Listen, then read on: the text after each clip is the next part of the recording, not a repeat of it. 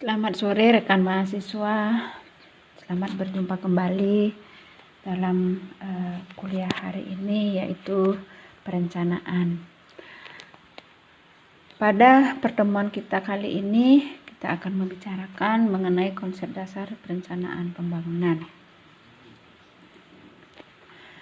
Yang melatar belakangi terjadinya perencanaan ini tentunya banyak.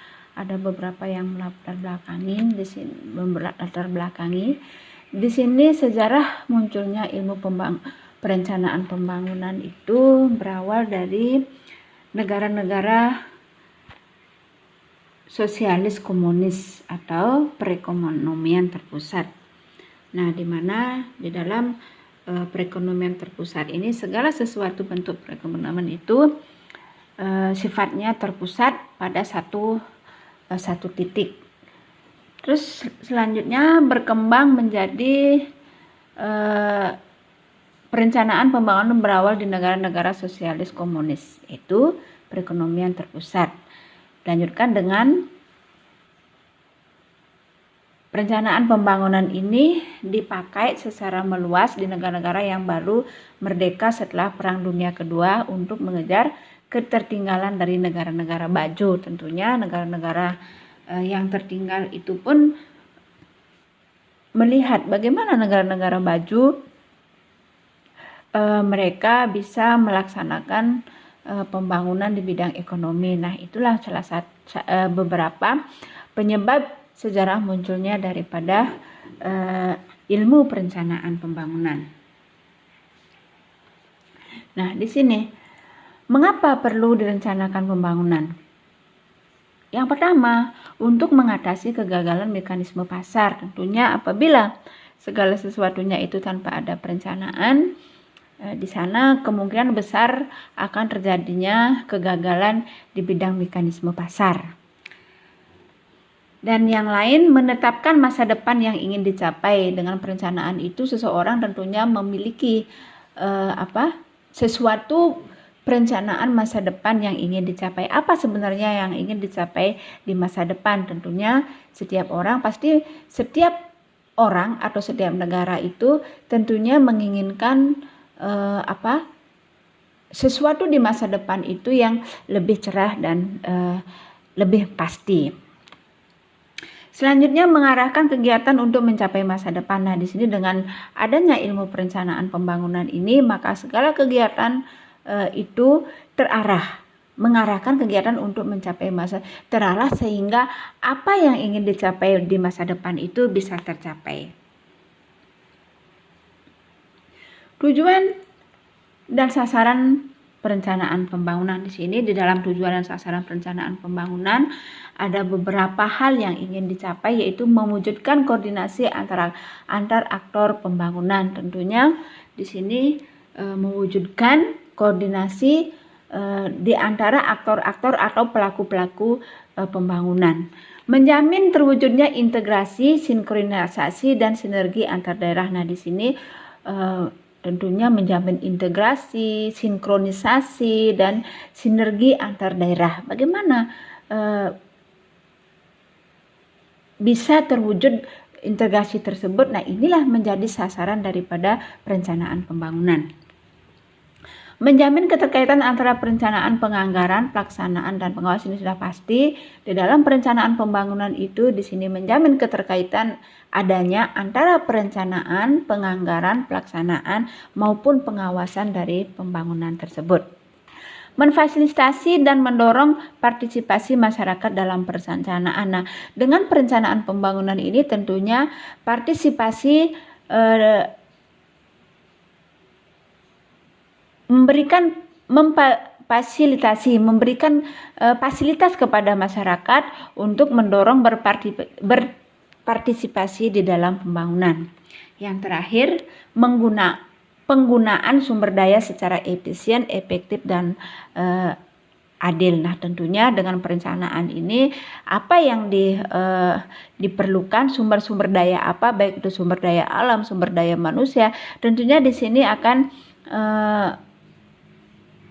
dimanfaatkan penggunaannya secara efisien, efektif, dan adil. Jenis perencanaan pembangunan menurut jangka waktu. Nah, di sini dalam jenis perencanaan pembangunan ini ada beberapa jenis perencanaan pembangunan menurut jangka waktu. Tentu kalian juga sudah mengetahui. Yang pertama yaitu perencanaan pembangunan jangka panjang. Tentunya dalam perencanaan pembangunan jangka panjang ini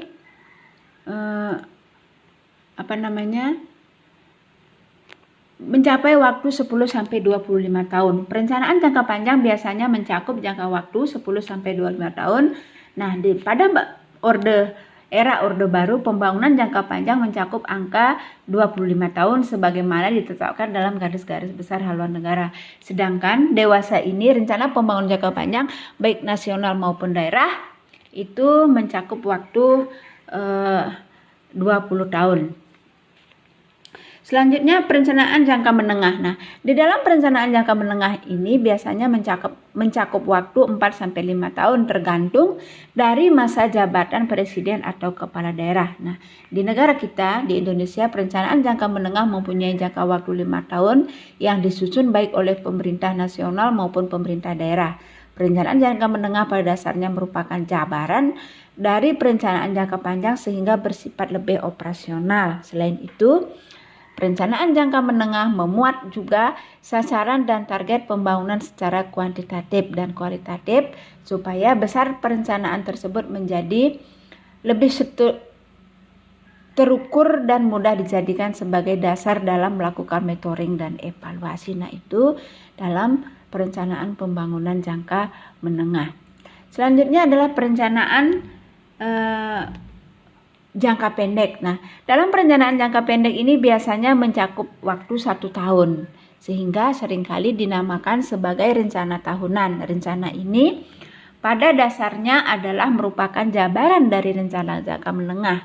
Di samping itu, perencanaan tahunan ini bersifat sangat operasional karena di dalamnya termasuk program dan kegiatan lengkap dengan pendanaannya. Bahkan dalam rencana tahunan ini memuat juga indikator dan target kinerja untuk masing-masing program dan kegiatan. Karena itu, rencana tahunan ini selanjutnya dijadikan dasar utama dalam menyusun anggaran pendapatan dan belanja, baik tingkat nasional maupun tingkat daerah. Rencana tahunan yang mencakup di semua sektor dinamakan rencana kerja pemerintah daerah. Nah, sedangkan khusus untuk suatu sektor atau bidang dinamakan rencana satuan kerja perangkat daerah Renja SKPD yang merupakan penjabaran dari rencana strategis Restra SKPD. Jenis pembangunan berdasarkan sifat.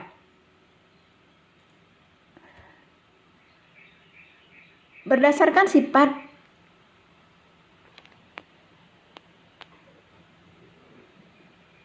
berdasarkan sifatnya, perencanaan dengan ada 3 jenis perencanaan di dalam ini, yaitu perencanaan dengan komando, di mana dalam perencanaan komando ini berbasis pada pemerintah komando. Tentunya kalian sudah tahu semuanya bagaimana komando itu sudah tentunya diperintah oleh atasan sehingga apapun yang dikatakan itu harus diikuti. Yang kedua yaitu perencanaan dengan rangsangan. Perencanaannya yang demokratis, di mana dalam perencanaan ini bersifat demokratis, artinya tidak harus memihak, dia bebas menentukan pilihan bagaimana yang hendak dilakukan, itulah yang dilakukan, tetapi dan tidak harus mendengarkan apa daripada perintah daripada atasan.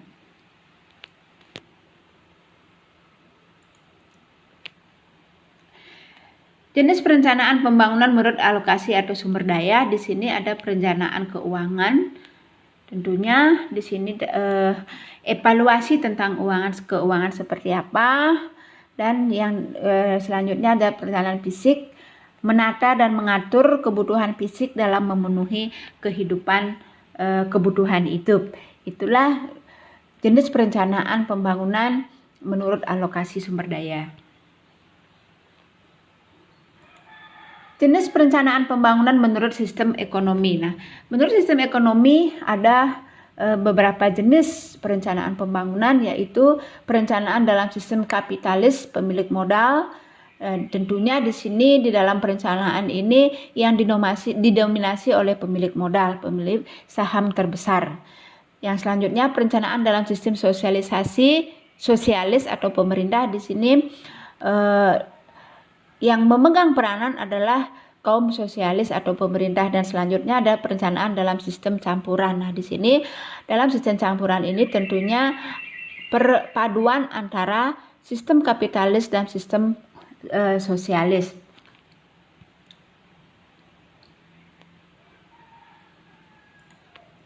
Jenis perencanaan pembangunan menurut cara pelaksanaannya. Nah, menurut cara pelaksanaannya ada dua jenis perencanaan pembangunan, yaitu perencanaan sentralistik dan perencanaan desentralistik. Nah, dalam perencanaan sentralistik ini semua perencanaan ditentukan oleh pusat, sedangkan dalam perencanaan desentralistik ini sudah direncanakan pembangunan itu oleh masing-masing daerah.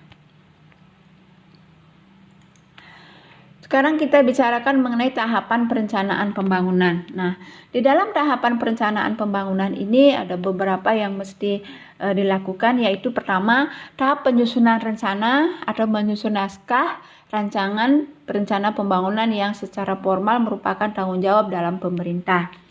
Yang selanjutnya, setelah penyusunan rencana, tahapan penetapan rencana sesuai kebutuhan berlaku. Rencana pembangunan jangka panjang RPJP perlu mendapatkan pengesahan dari DPRD setempat, sedangkan rencana pembangunan jangka menengah atau RPJM dan RKPD cukup mendapat pengesahan dari kepala daerah.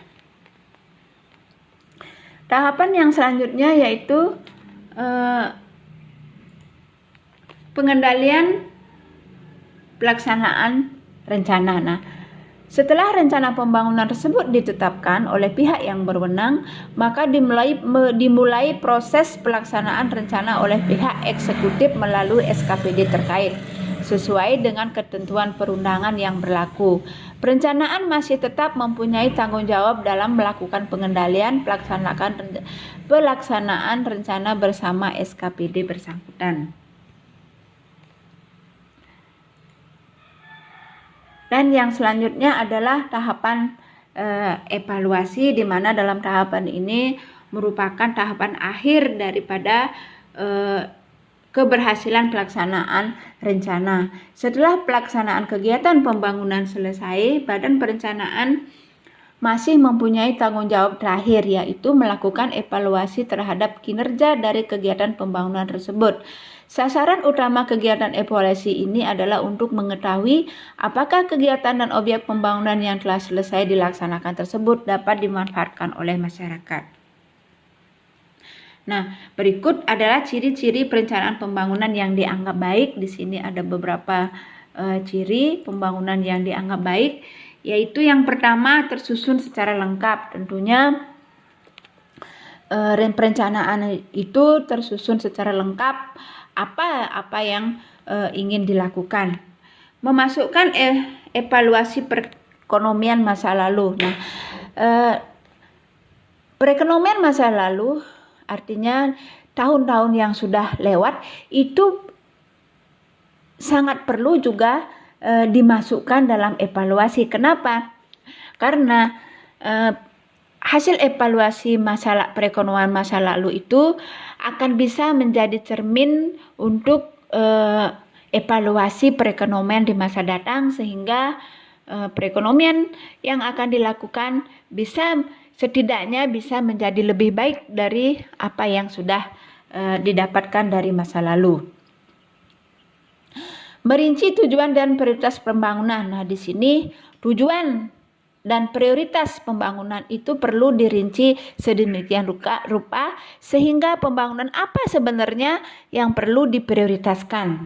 Nah, yang selanjutnya menerjemahkan tujuan ke dalam target pembangunan. Nah, tujuan pembangunan itu perlu diterjemahkan ke dalam target pembangunan. Target tentunya apa yang ingin dicapai di dalam pembangunan tersebut. Ciri yang selanjutnya, strategi dan kebijakan bersifat spesifik. Nah, tentunya di dalam membuat strategi dan kebijakan ini harus bersifat spesifik, berisikan perencanaan kebutuhan investasi.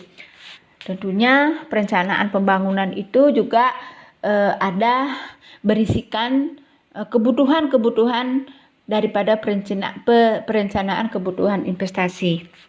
Memuat proyeksi selama periode perencanaan. Nah, tentunya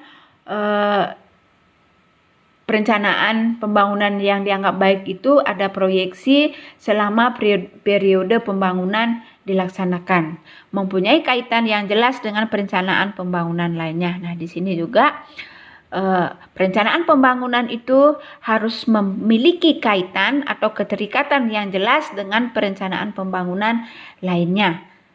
Baik, demikianlah pertemuan kita pada hari ini mengenai konsep dasar perencanaan pembangunan. Dan selamat sore pada saudara mahasiswa. Sampai berjumpa kembali pada minggu depan.